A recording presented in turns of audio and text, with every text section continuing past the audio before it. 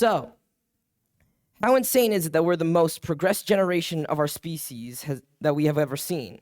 A few decades ago, no one would have ever dreamed of the amount of connections an average person could have.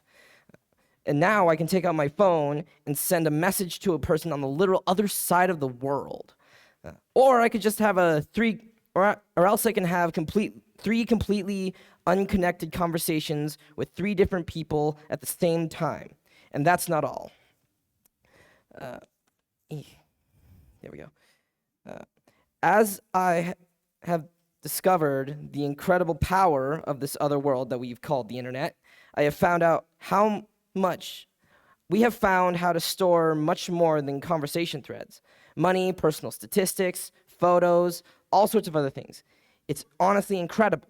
And of course, there are rules for how to use and, more importantly, not use these incredible machines. Hello, everyone. My name is Pizzo, and for my SLE, I apprenticed under a principal application security consultant. His name is Aaron. He's really awesome. He's here today. Great to see you. He actually offered to teach all of this to me before internship even began. And so by the time we actually had to start internships, I had already learned the basics of coding, and after a little ways in, I learned how to make this, which is a calculator. And what Aaron does for a job is he's given a website by a company who he makes a contract with, and is given a set amount of days to hack into said company's website and write down all the different vulnerabilities that he finds within, and teaches them how to make the site more secure. Of course, this kind of work is becoming more and more important as tech becomes bigger and more complicated, leading to more and more vulnerabilities within the actual code.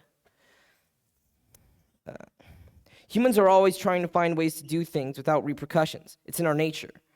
Whenever we do something that we don't want others to know about, especially if it's something bad, we deflect and often try to blame another party. For instance, like when taking the last dessert in the fridge. Well, with the anonymity of the internet, there's no need for that. You can be whoever you want to be, and no one knows the difference unless you're required to. Like when making a website, signing up for a bank, stuff like that. If you aren't yourself there, then you don't get the benefits. And that's where the catch is. Those who want to take advantage of other people can use things like that sort of sign-up trick to steal your information. Or they'll just break into the website you signed up to and steal information that way. And I know that sounds pretty scary, but simply being smart about what you're doing on the internet, what you click on, who you trust, can really help to mitigate that sort of danger, especially when surfing the web. For actual website creators, that's a little bit more complicated. When it comes to the actual hacking communities, there are two main groups. There's the black hat hackers, who are the criminals who break into people's accounts to steal things, and then there are the white hat hackers, who are people like Aaron, who sign up for jobs and actually help defend websites from getting hacked.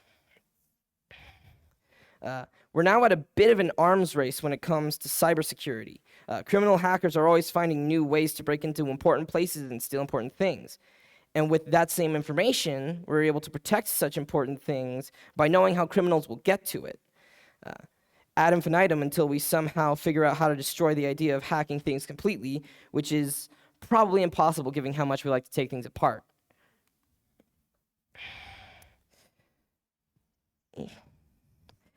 Take this for example.